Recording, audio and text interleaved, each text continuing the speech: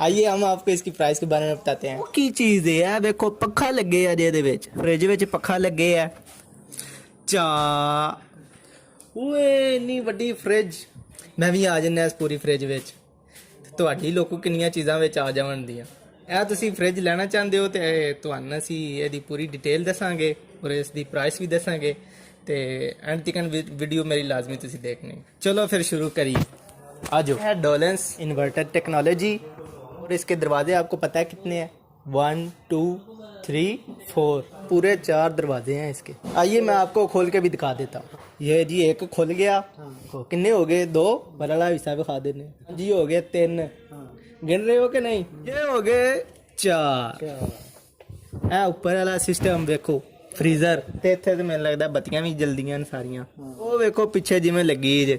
ਇਹ ਚੈੱਕ ਕਰ ਲਓ ਕੀ ਲਿਖੇ ਆ ਜੇ। ਹੁਣ ਥੱਲੇ ਦਾ ਰਿਵਿਊ ਕਰਵਾਨੇ ਆ।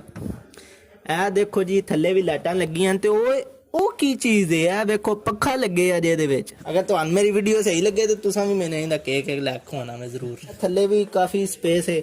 ਚੀਜ਼ਾਂ ਤੁਸੀਂ ਬਹੁਤ ਜ਼ਿਆਦਾ ਇਹਦੇ ਵਿੱਚ ਰੱਖ ਸਕਦੇ ਹੋ। वेजिटेबल्स, फ्रूट, पानी, दूध, हर चीज़ इसमें आ जाएगी।